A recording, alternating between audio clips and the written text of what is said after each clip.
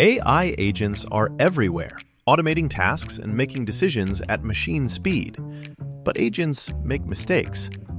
Just one rogue agent can do big damage before you even notice. Rubrik Agent Cloud is the only platform that helps you monitor agents, set guardrails, and rewind mistakes, so you can unleash agents, not risk. Accelerate your AI transformation at Rubrik.com. That's RUBRIK.com. Monday Sidekick, the AI agent that knows you and your business, thinks ahead, and takes action. Ask it anything. Seriously.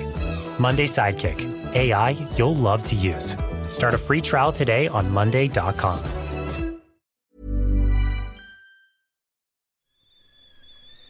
The kettle's boiled, Vic. Great. Perfect timing. Just a dash of milk for me, please, mate. Here you go. Shall we get started then?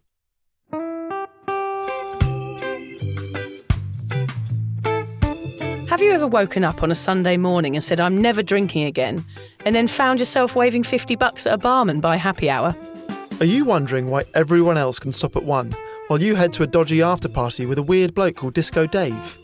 If so, it might be time to take a deeper look at your relationship with your reliable social crutch, alcohol. On each episode, we'll investigate our own dysfunctional dealings with booze and find out if it's possible to stop this deeply ingrained habit before things get too messy. Yep, we're going to open up a shame shed of humiliating drinking stories to help you understand why waking up from a booze coma each weekend with a kebab sticking out of your top pocket might actually be negatively impacting your health. Hamish and I are here to delve into what it's like being sober, an unwanted warts and all look into why giving up those cheeky pints or putting down those mummy wines will make you feel happier, help your anxiety and mental health, and turn you into the most sparkly, authentic version of you. Won't that mean I become boring though, Vic? Well, Hamish, we'll just have to wait and see. I'm Victoria Vanstone. I'm Hamish Adams-Cairns. And this is Sober Awkward. The date, Vic, was the 10th of September when I walked into Westfields and noticed that the Halloween decorations were already out. Not many things get me angry, but that got me angry. I reckon in early October, Mariah Carey will be playing and I'll be panicking about Christmas presents. Hate it. But it did make me notice something which is relevant to both our podcast and to Halloween. Haim, please don't tell me that this is some weird sexual fantasy where you make Liz dress up as a witch and you both drink blood out of each other's belly button holes or something like that. I'm not sure where you're going with this. It's not that exactly, but now you say it, it's not the worst idea. No, don't do I'll that. send you a video. No, it's a bad idea. Yeah, thanks. No, it's this. I've been going through all of our old episodes because I want to do these little short Thursday episodes and I want to cut something together for our podcast award trailer.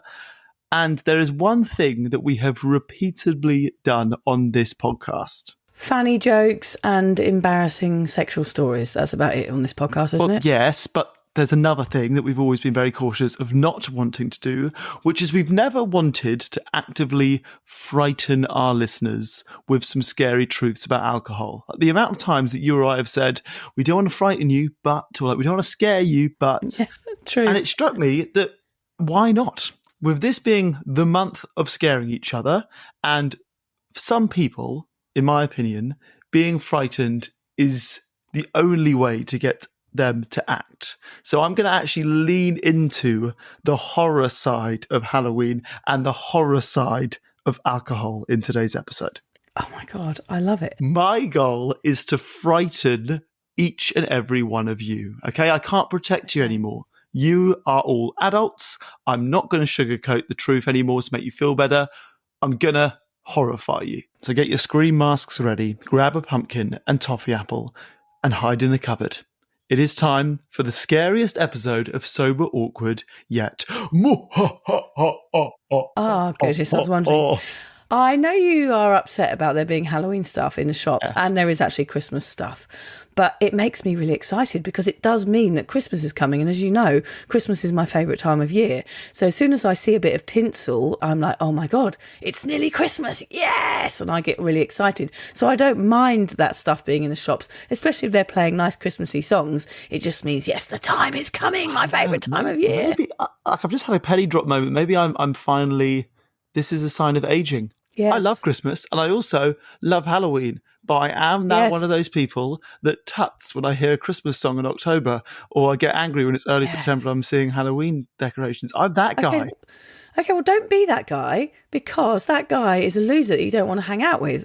I don't like tutters. No, you're right. No, just turn it around, Hamish. We're going to turn you around. What am I doing? What am I doing? Yeah. I fucking love it. Got more. You know what? Yeah. More pumpkins in September. The earlier this starts, the better for me, because the more excited I get. So, yeah, we can talk about our outfits after the show, Hamish. You guys do Halloween as good as any. My best ever Halloween was with you guys. Of course it was, because we have the best Halloween outfits. We have blow-up monsters in the garden. It's a bit like something the Kardashians would do, but sort of poor man's. Yeah, the Van Stone version of the Kardashians. Now, what you do, which I really approve of, is you do it just slightly too scary for the age of your children, which I think is the sign of any great Halloween party. Yes, a lot of them have to leave crying. Yeah. I'm like a fat Kardashian, actually, aren't I? Your words, not mine. A I would never dream of calling you a fat Kardashian on record. A fat poor Kardashian. A fat poor and That's ugly what I call you Kardashian. behind your back. I don't mind. Fat poor Kardashian. There are millions of stats that we could throw at you over the course of this episode. So to give it some sort of order, we're going to divide them into 3 scary categories whilst sharing stories of our own along the way, which we love to do. The 3 categories are the big picture, deaths and preventability. Then I've got immediate dangers, accidents and violence. And long-term health risks beyond the liver. I don't know if it's bad or not. I'm partly dreading this episode, but I'm also really looking forward to it. I know we're going to cover some unexpected and frankly unwanted facts about the effects of alcohol. And for anyone that holds their drinking close to their hearts, they're going to start to hate us. Well, I know that I've written an episode for next week, which is about gaining enthusiasm for sobriety. So I think if you listen to this one, you feel like, oh my God, this is overwhelming and now I'm really scared, then listen to the next one as well, so that we've got you set up. So next week you can hear about how to regain or grasp onto some enthusiasm about going sober. Yes, It doesn't matter if we're hated by a few people, as long as we draw them back in somehow. Shall we begin on the light-hearted topic of death? Absolutely. 2.6 million people die from alcohol consumption annually. That's over 7,000 people a day. I nearly said annually there because it does look very much like that word, doesn't it? It's so inappropriate as a comment.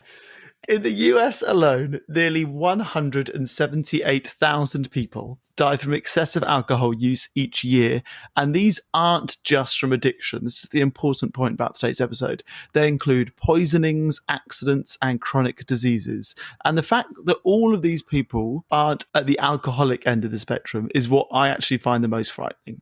Because in the past, we've spoken about the fact that neither Vic nor I were alcoholics, but we were both probably living with AUD, that's alcohol use disorder. And I would actually argue that everyone that I know that drinks does so to the level of having AUD. In fact, an estimated 400 million people living today have an alcohol use disorder. That's crazy. But it's because people don't recognise the fact that you even use alcohol to cover up trauma or pain or anxiety or social issues. They don't see it as a disorder in any form. They just see it as them having a good time. And that's where the problems lay, isn't it? It's not easy to decipher that it's a problem until it gets completely out of hand, which we hear about all the time. People not understanding what it means to have a problem with alcohol. And that is certainly changing.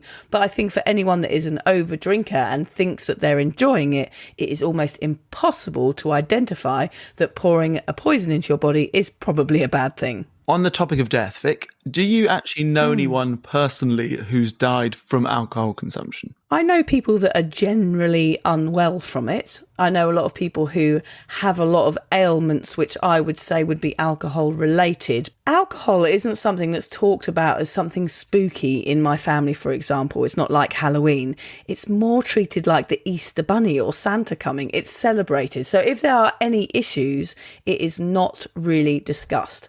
But what I will say that the problem is a lot more real than the Easter Bunny in my family, because there are a lot of problems with it. I remember my granddad used to sit on a chair with a glass of whiskey smoking rollies, but I never wanted to offend anyone by asking if his death was perhaps alcohol related. I think it probably was. To say that to someone, it feels like the wrong thing to do, because it's accusatory, isn't it? My ex-boyfriend and his girlfriend both died from alcohol, addiction and liver cancer. They left 2 kids behind, and it's awful. Other people I know, especially that lived in Thailand, were involved in road accidents, all alcohol related, all dead. What about you? Yeah, similar story to yours. So my grandpa, I know, was an alcoholic, and I know that he died of cancer. Liz had this awful situation, which I think I've told the story in the podcast about, when she hosted a house party when she was a teenager, and early the next morning, a few of her mates were at the house party, got in a car and crashed around the corner, and I think 2 or 3 of them died in that car crash. Yeah, so that was awful. Certainly alcohol related and impacted her life enormously. And then I tell you what was a cool but sad story is my mum met George Best quite near the end of his life. It was in a club in London, sort of like a sitting around drinking tea, watching people play croquet kind of club. I was going to say, I can't imagine your mum went to Stringfellows. I don't think George Best and my mum went to similar kinds of clubs. But I remember her saying that it was so clear to her, like, this dude's going to die pretty soon, and it's it's clearly from alcohol, and he's not going to stop drinking alcohol. There's such sadness in that, isn't there? But it's funny, how we ignore. I know we're going to go into this, but how we ignore this impact. When I talk to people about alcohol, just generally, so if I'm out and somebody says, "What do you do?" and I tell them about the podcast and my books and everything else and the message that we try and share, I always find it so fascinating that every single person I meet has a story, whether it's their own story saying, well, I think I might be drinking too much, or my granddad died, or my friend died, or my best friend has a problem.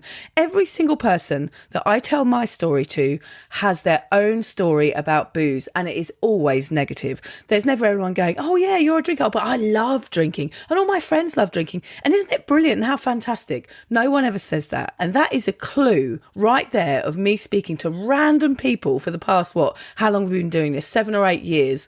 Every single person has a negative story about the impact of booze, and it is frightening, Hamish, honestly. Alcohol is the 3rd leading cause of preventable death after tobacco and poor diet or inactivity. Not only is it killing us, but it's putting an incredible amount of pressure on our public health systems.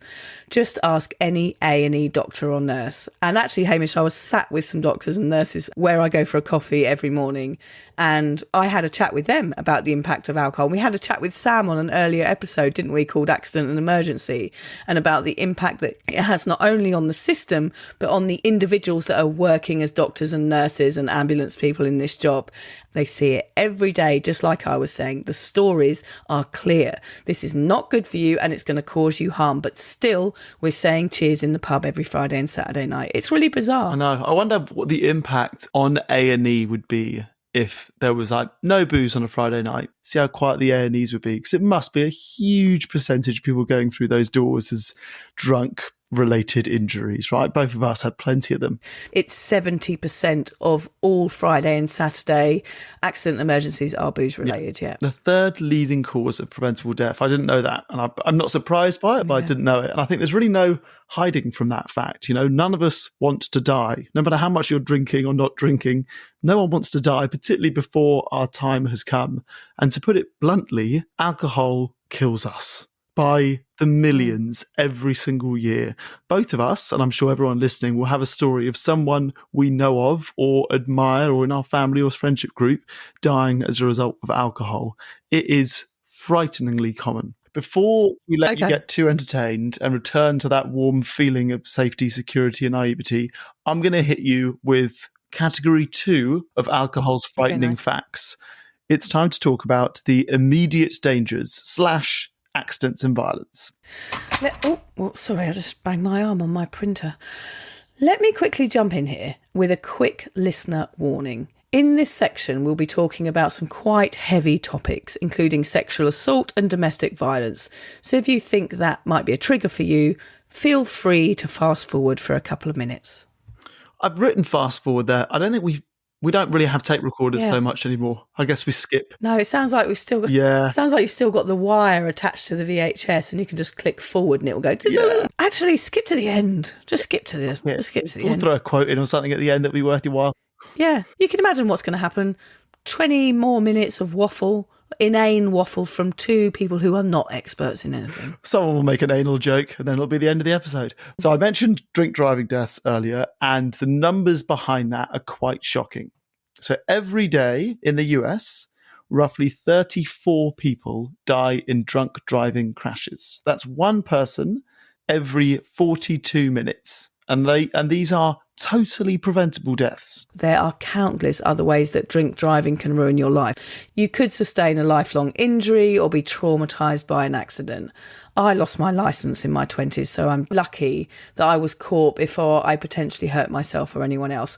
I mean, there's no excuse for my behaviour and I absolutely hate talking about it, but I own it. Do you know what I mean? I was stupid, I was young, I made a stupid decision whilst under the influence, and I'm sure a lot of people do the exact same thing, and it could have completely destroyed my life. I could be in prison now. It's crazy, and I'm thankful that I got caught when I did. It was only once that I'd done it. I was driving the wrong way up a bloody road. The sirens went off and I spent the night in jail and lost my licence for a year. And it's my most regrettable thing that I ever did in my drinking days. But this stuff does happen. Really? Is that the most regrettable thing of everything? Yeah, I'm just embarrassed that I was so reckless. But that's what alcohol does. That is its aim. So, you know, it's part of me is embarrassed, but part of me owns the fact I was a big drinker. So therefore, I made really bad decisions very often. And that is a perfect example of how ridiculous my decision making was. And that frightens me still, that I was so stupid and so inebriated that it could affect my brain in that way, from being maybe an hour earlier before I'd had those drinks to never ever imagining hurting anyone, and then being in a car where I'm at the wheel a few pints in, and that I could have done that to someone. It's choking me up as I think about it, because I cannot believe that a sane person, you know, a normal kid, I knew that that was the wrong thing to do, but yet because of the alcohol pumping around in my body, I made a crazy choice and did something that could have really, really harmed my life and the life of someone else. And that happens all the time. I was going to say, it happened to a school friend of ours, drink driving, involved in an accident. The person in the other car died. He survived. This was in his early 30s, 2-3 years ago, I think. Gosh. And, I've not spoken to him about it. I think he's under house arrest rather than in a prison. But like, what is your life like after that? You know, how do you sleep? Yeah. How do you deal with it? You know, we talk a lot about guilt and shame on this podcast. And we're always like, oh, well, you know, forgive yourself. And, you know, once you get sober, that's a step in the right direction. But how do you forgive yourself? You know, if you're involved in a car accident that kills someone or that injures them forever, you know, that is such a heavy weight to bear for the rest of your life. And actually, Hamish, I love this episode because you and I, you know, we do tend to talk about lighter topics. This scary truth about the weight that this has on people's lives, it causes the deaths of people that are loved, which causes fallout that is beyond we could even imagine. Like, imagine the ripple effect of those lives, of your friend and the person that's passed away. I remember we spoke to Penny, who had been in a drink driving accident. We did an episode on that as well. And the impact that it had on her life and her relationships and her children. It goes far beyond anything we could ever imagine. And there we are still. Oh, let's go to the pub for a few pints. Isn't it fun? Isn't it fun? But yet the impact, the massive impact, the frightening, scary impact that it has on people's lives is completely overwhelming when we talk about it like this. These are the facts and these are the truths and these are the things we try and ignore to have a good night out on the piss. Yeah, no one wants to hear this. That's the issue. No one really wants to know the truth, particularly when you're still drinking. You'd rather naively carry on than be confronted with hard facts like this. So also, Hamish, here we probably need to have a bit of a chat about domestic violence. Domestic violence is something that has affected me on a personal level. Alcohol is involved in between 23 and 65% of all police-reported family violence incidents. Not only could alcohol cause the violence in the first place, but it is also more likely to make the incidents more severe. The victim will sometimes drink more to take the pain away or to escape the feelings. So when I was in that relationship in my sort of early 30s, He wasn't really a massive drinker, but I found that my drinking escalated because I was trying to numb out the fact that I was being verbally and eventually physically abused. My boyfriend at the time wasn't drunk when that happened, when that incident occurred. He was perfectly, compos mentis when he punched me in the head that time. And I found after that, I'd put myself in a position where I was so downtrodden by him that I felt like I couldn't escape, which is very common for people in this sort of domestic violence relationship. Yeah, I drank because I didn't know what to do and I was scared of him. And I thought, well, maybe I don't need to feel all these overwhelming feelings if I just have a couple of glasses at the end of the night so that I can sort of numb out the fact that I'm still with him.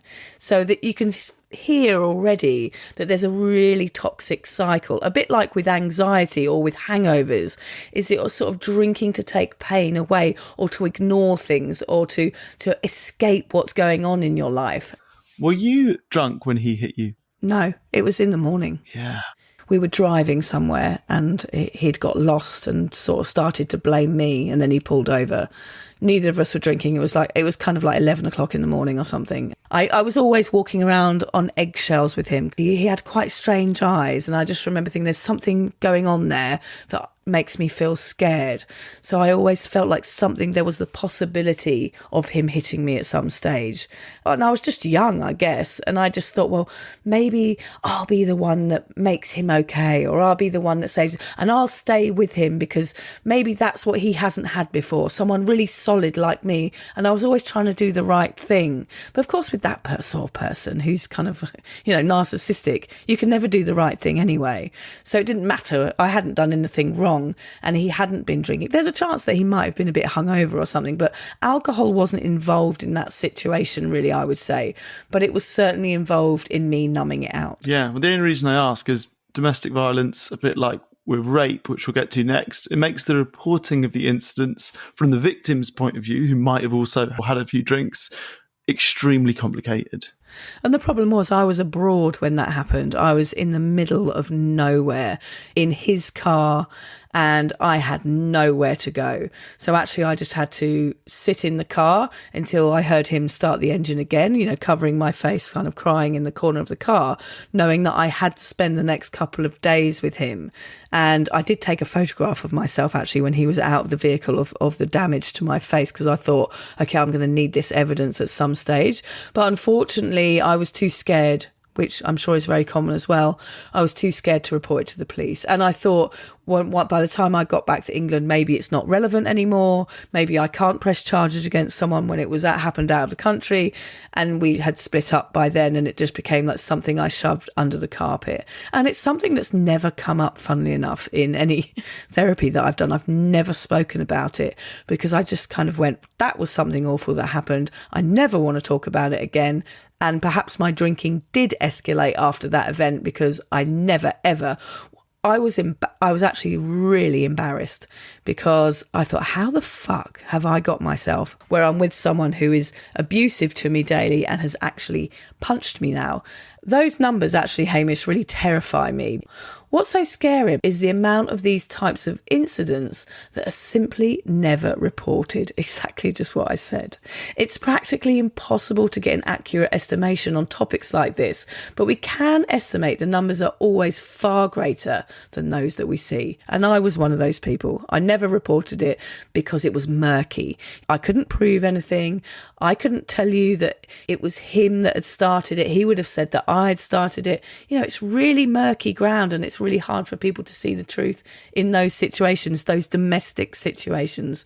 Once that front door's closed, you don't see what goes on behind, and whether that's drinking or violence, people don't know, and it's hard to come out and tell people about it. Sadly, the next topic that we're going to speak about is also one that has affected you personally, Vic, which is sexual assault, or in your case, it was, we think, attempted sexual assault. In researching this episode, I came across a really chilling stat from the American college campuses, which shows that half of all sexual assaults involve alcohol. So typically, that's either from the victim or also from the perpetrator. how many sexual assaults would have been avoided if alcohol use was not so prevalent and normalised? We'll never know. But I think it's safe to say that thousands of lives would have been dramatically changed. I think, Hayne, when I was drinking, most of my sexual encounters were a bit dodgy. AI agents are everywhere, automating tasks and making decisions at machine speed. But agents make mistakes. Just one rogue agent can do big damage before you even notice. Rubrik Agent Cloud is the only platform that helps you monitor agents, set guardrails, and rewind mistakes, so you can unleash agents, not risk. Accelerate your AI transformation at Rubrik.com. That's RUBRIK.com. AI had the time of my life. AI never felt this way before. From building timelines to assigning the right people and even spotting risks across dozens of projects, Monday Sidekick knows your business, thinks ahead, and takes action. One click on the star and consider it done. And I owe it all to you. Try Monday Sidekick. AI you'll love to use on Monday.com. Because I wasn't there enough to make the choices. I think perhaps sometimes I was coerced or talked into situations I would have never ever been in if I'd been sober. But what I do know is when I was under the influence, I put myself in danger. I did at Byron Bay that time, that's what you're talking about, and I accepted a drink from a stranger. That was my first error, and I was nearly sexually assaulted. Luckily, my friends found me. But I do know that wasn't my fault, that there are people out there preying on women that are vulnerable. I made myself vulnerable by drinking. Honestly, I should have been safe having a few kind of drinkies with my friends on a beach, but I wasn't. I didn't report that either, Haim, because I thought, well, I've taken a drink off a stranger. Perhaps that's my fault. I think most of us are drunk when we have sex for the first, I would say, few years, really. I don't think I had sex not drunk until I was in a relationship. It's just playing with fire, really. And it can be terrifying like it was in your situation. Yeah, it is playing with fire, Hamish. It's luck. I feel lucky to be here. All that stuff that I did, I used to be led up dark pathways with a guy that I'd just met and agreed kind of to have sex with in a bloody island in Thailand. I used to do stuff like that all the time. I put myself at risk all the time, and it's because I had low self-esteem and because I didn't realise that my life really mattered, because I was already too far off the rails by then. And looking back, I think, gosh, it is scary, and I am very, very lucky to be alive now and to be able to tell these stories, which is why we do what we do. There are so many situations. I could name 10 to you right now where I was seriously at risk. And I remember sometimes in those situations being scared in the moment, Hamish. It wasn't like, oh, this is fine and I'm going to kind of let everything go and I'm free and I do what I want and I'm powerful. Sometimes I was scared in situations and I just had to get on with them until I could get out of there. So there was moments of clarity, no matter how much drugs and alcohol I had in my body, where I knew what I was doing was wrong and I knew that I was at risk. And I'm sure other people would feel like that too. But for some reason, we accept it as par for the core, if you know what I mean. We accept that this is something we do when we're drunk. Oh, I'm going to give my body away. I'm going to do this stupid thing. And that's okay because, I'm under the influence and that's what people do. So yeah, it's frightening. I'm inclined to say I hope you're not too scared at this stage of the episode, but that would be against the whole point of the episode. So I hope you are scared and I hope you're ready to get a little bit more frightened, because the stats that I find particularly shocking are actually to do with the longer term health risks of alcohol. These are, I feel, maybe the lesser known but equally deadly stats around booze. So we know that it's not good for us and that we should drink it less or not at all, but how much damage is the occasional glass of wine really going to do? That's what I hear the skeptics saying as I go through this episode. So what we're going to do is we're going to break it down for you, and we're going to start with the big C. Oh, the clap. No, not that. Chlamydia. No, not that either. Crabs. Okay, crabs. no, you've gone way off again. How about chancroid, a bacterial STI that causes painful ulcers in the genital area? No, I wish I knew about that though. That's what you've got. Yeah, just go to Dr. South. I've got chancroid, mate. Is it bad? That sounds like a sort of delicious Indian tea. I love a small warm cup of chancroid, after a day out. No, I think it sounds like a sort of almond croissant. Yeah, almond croissant. Ooh, to be dipped in a nice little cup of chancroid. The big C is cancer, Vic. Alcohol is a known carcinogen, and it is linked to several types of cancer, including mouth, throat, liver, breast. All in all, it accounts for about 6% of all cancers in the US. If you're sitting at home and questioning, look, just how bad a carcinogen can it be? If humans have drunk it forever, it's marketed all over the place, and it's actually pretty socially unacceptable not to drink it. Well, alcohol is a group 1 carcinogen, meaning it's in the same class as other highly dangerous carcinogens like asbestos, tobacco, radiation, and formaldehyde, as if our brains weren't pickled enough, Hamish.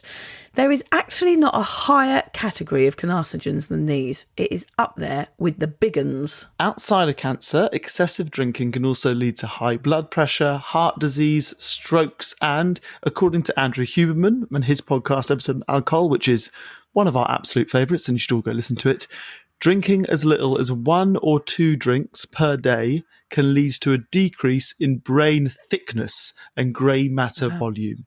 Right, let's just let that settle in for a second. Even what we would call moderate drinking, 1 drink a day, physically changes the structure of your brain. As we mentioned in our podcast a couple of weeks ago, alcohol has the ability to make any existing mental health condition much, much worse, and is involved in over a quarter of suicides in the US. Overdrinking also considerably weakens your immune system, making you more vulnerable to infectious diseases like pneumonia and tuberculosis. It's actually something both of us can attest to, that we generally fall sick less often since we got sober, despite the fact that we both live with filthy little children. And actually, we're both a little bit sick right now. But you understand the point that I'm making. We are both sick right now. I have had on and off for 3 weeks my children coming home with temperatures. And then, so I had it first and was in bed, like kind of lying there like Gollum for like 3 days about 2 weeks ago. And then last week it came back, and it's just like this tide that comes in and out. One person's ill, then the phone goes and it's the school and I've got to pick them up. And then another person's ill and then someone else is down. It has been constant for 3 weeks. But we're doing okay, Hamish, because we actually had both lost our voices yesterday. It does slightly devalue the point that I'm currently trying to make, which is since going sober we get sick less often, but Vic has just gone off on a 2-minute tirade about how sick we both have been and we are. I am generally more healthy now that I'm sober. Yes. Absolutely 100%, because I don't feel like shit every Sunday or for the first 3 days of the week because I'm getting over the amount of booze that I've necked the night before. So actually, I just feel better because I don't have a poison in my body all of the time, which is what I did for 25 years. We're now just sick from our kids rather than sick from booze. Yeah. Well, actually, it's not self-inflicted. No. That's the difference, isn't it? It's not self-inflicted sickness, because actually that's what a hangover is. It's us making ourselves ill, and I don't do that anymore. And finally, Hamish, let's talk about the drinking injuries. They might make for a good story, like my stump, of course, but I certainly don't miss these injuries anymore. People who drink at risky levels are 14 times more likely to get an injury that requires medical attention. It affects your judgment, your coordination, your prefrontal cortex, and generally leads to impulsive and insanely stupid behaviour. Obviously, the point about us wanting to scare you in this episode is pretty tongue-in-cheek, but we do hope that this acts as a wake-up call to many of you that need to hear it. None of these numbers or stats are random. These are cold, hard, indisputable, tough to hear facts. And most concerningly, many of them apply to casual drinkers. You don't have to be a so-called alcoholic to be frightened of these numbers. They affect us all. The reason that I feel so passionately about this episode, Vic, is because I still feel as if this information is not commonplace. We start drinking when we're like 13, 14, and then we continue doing it, I think, because we're totally naive to exactly what it is that we're putting into our bodies pretty much every day, right? We know that it's probably not great for us, like chocolate or donuts, but we don't really know why. And when we look around and see everyone else doing the same, we sort of feel reassured by our behaviour. We tell ourselves, well, it can't be that bad because everyone's always doing it and they've always done it. So what's the issue here? So, Hamish, what you're saying is that donuts are bad for you. Whole other episode. There must be some good. There's got to be some goodness. It's got jam in it. It's fruit. Well, that's fruit. That's one of your 5 a day. It's got flour. That's like pasta, basically. Yeah, they're fruit. Donuts are fruit. They grow on trees, don't they? Yeah. Is there Donuts Anonymous? Because I think maybe that is somewhere I do need to go. We want this information and these numbers to be out there. Not to scare you into going sober, really, unless you think it will help, but at least to equip you with all the information you need in order to make an informed decision as to whether you want to continue drinking, cut down your consumption, or give it up altogether. Do you think you would have drunk like this if you'd known all of this information before, Hamish, like when you were a kid? I don't think it actually would have made too much of an impact on me if I'd known all of this information at the start. I think I was 14, and the peer pressure and the fact that it was rebellious and the fact that it was cool and the fact that I thought it was, the way to approach women with more confidence. I think, knowing scary stats probably wouldn't have affected it too much. But I do genuinely think that as I got older and partying didn't become such a part of my life, I think I would have been wiser about it all a bit sooner. I might not necessarily have gone completely sober, but I would have cut down, or I would have become sober curious 10 years younger than I ended up doing. I genuinely do think that. Because, it wasn't even until I started doing this podcast that I knew half of this stuff. Didn't know it was a carcinogen, didn't know it was toxic, didn't know it was a poison. I knew that it was bad for your health, but not really much beyond that. What about you? Do you think it would have changed the way you drunk? Maybe. I mean, I didn't really know a lot of this information that we talk about now until long into my sobriety, really. I went to sort out my anxiety, but I never thought I would have to learn about alcohol when I was doing that, and that was the cause. I never really even considered it to be a problem. I just thought, well, something's causing me anxiety and that's my problem. I didn't realise that half of the world was also dealing with hangover anxiety as well. But I think when I was younger, I was just a bit stupid, Hamish. Like, my brain wasn't developed enough to make smart decisions, and I certainly didn't care about myself. That didn't help. I had a lived fast, die young attitude. I thought it was funny to treat my body like a brewery. I believed that vodka was kind of like a food group, Hamish, a bit like I do with donuts. I thought hangovers were kind of character building and a good laugh. I thought the come downs were part of it, you know what I mean? Like that funny bit of being hungover where you'd all eat bacon sandwiches and watch shit telly. I thought, oh yeah, this is character building. I think I assumed my liver was self-cleaning a bit like an oven. I'd never ever considered that it was actually affecting my health. And I used to get a bad back the next day after drinking every single time. And I used to say, oh, I don't understand it. I've got a bit of a bad back. Of course, it was my... What's back there, Hamish? I was going to say, or maybe it was doggy style. Yeah, that was that as well. Yeah, that could have been. It was the fact that I was like hanging naked off a chandelier for the last 5 hours. For sure. Oh, yeah. Let's let her tell herself it's her kidneys. Yeah, that's what it was. I thought responsible drinking literally meant not spilling it, Hamish. That was about as far mentally as I was going with my drinking habit. Like, I just knew that I had to keep the drinks going into my face, and that's all I cared about. I think I was just a bit thick. I was just young. My brain wasn't developed enough to care what I was doing to myself. I never looked beyond what I was shown. What I mean by that is everybody I knew drank. So there was no need for me to find out more than what was right under my nose. And that was everybody around me celebrating with alcohol, whether that was media, culture, generational. So therefore, maybe I wasn't thick, Hamish, I was just doing what everybody else does. I was following the tribe because I was scared of being excommunicated for being under inebriated. No, you were thick. No, the one thing you said this episode that I really agree with is that you were thick. I think the funny thing I wasn't thick until I started drinking. And then my whole persona became about alcohol.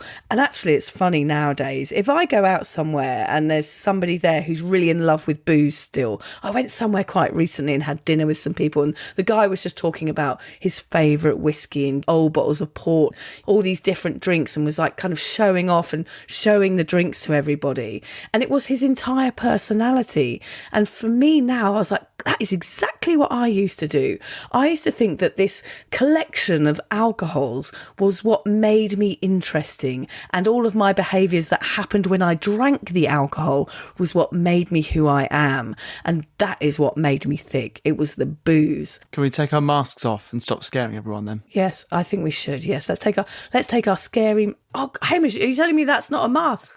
He's moved his hand, but it's actually his real face. I thought that was a fake nose. I thought that was a fake nose you had on. I thought you had bought like a Barbara Streisand nose and stuck it on, but that is your real nose. This is my real face. Gosh, that is frightening. That's the real horror, is that I'm stuck with this all year round. It's like I pulled a face when I was 12 and the wind changed, and then this is just the way I look now. That is why you like Halloween, because it's like for the first time everyone thinks it's a fake nose. It's like, this is my favourite time of year because I can just blend in with the other freaks. Everyone lowers the standard of their face to my level, and I feel like I'm finally amongst my own. That's what goes on. That's what Halloween is, lowering the standards of our own faces. That's it. Finally, I feel like part of the gang. We hope for those of you that felt as if you needed a kick up the arse today, we have been able to deliver that metaphorical boot to the anus. It felt strange for once for us not to sugarcoat everything. So I do think we do that a lot and make it all very light-hearted and jolly. But having spent years trying to protect everyone from the hard facts, like overly protective parents in the playground, I think it's good that we finally let it rip a little, Hamish. Did you do a little fart? Is that what you're saying? Not that sort of let rip. Now, we hope that you're not feeling too down about all of this. The positive spin to end the episode on is that so much of what we've mentioned is fixable in sobriety. Your brain heals itself, apart from Hamish's nose. Yeah, that's nice. Your brain heals itself. Your nose gets smaller. Your mental health improves. You get the opportunity to apologise and make amends to those that you may have hurt in the past. You will become healthier, happier and more confident. And best of all, you will set an example to others who are considering going sober too. Right, should we get our outfits back on, hide behind our front doors and scare the shit out of our neighbours' kids? Yeah, go on. That's the best thing about Halloween. Oh, yeah, I like scaring children. Should we end on that? Yes, that's what we end on. I like scaring children. Good night. Good night, everybody. Sleep tight. Vic likes scaring children. Sweet dreams. God, that's made me laugh. Vic likes scaring children. So what is this podcast? Why does anyone listen to this rubbish, Amy? What are we going on about? We told people at the start, if you want to fast forward to the end, we've got something good in store for you. Yeah. Vic likes scaring children. Out of context, how's that going to sound? It's totally irrelevant, but here we go. Vic likes scaring children. I think we released this nowhere near Halloween, which is like April. Yeah. Just that one line. We'll put it on the Instagram post. That's it. That's the trailer. If you're questioning your relationship with booze, you're struggling to moderate, or your hangovers are causing anxiety, it might be time to reach out for some support. Yeah, just talk to a mate about how you're feeling, contact a local doctor, find an AA or sobriety group. Vic's got one. Yeah, just head to www.cuppa.community. Remember, if you're questioning yourself, it might be time to seek support.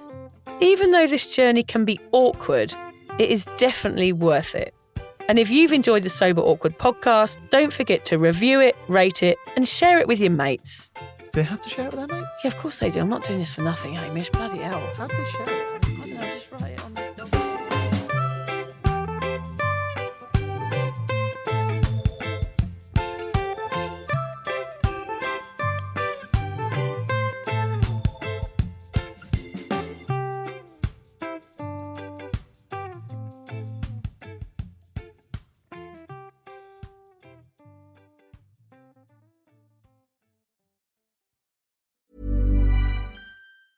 AI agents are everywhere, automating tasks and making decisions at machine speed.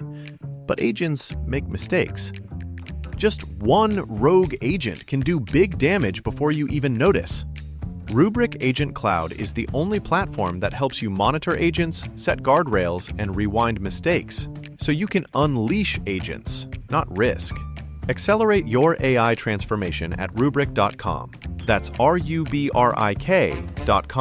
If you're a maintenance supervisor at a manufacturing facility and your machinery isn't working right, Grainger knows you need to understand what's wrong as soon as possible. So when a conveyor motor falters, Grainger offers diagnostic tools like calibration kits and multimeters to help you identify and fix the problem. With Grainger, you can be confident you have everything you need to keep your facility running smoothly. Call 1-800-GRAINGER, click Grainger.com, or just stop by. Grainger, for the ones who get it done. We all love our pets, but we love to travel too. And sadly, they can't always come along for the ride. Don't stress. Trusted House Sitters connects you with verified sitters who will stay in your home and care for your pets, all in exchange for a place to stay on their travels. So, while you're off exploring, your pets get to stay safe and happy at home, right where they belong. Find a loving in-home pet sitter today at trustedhousesitters.com.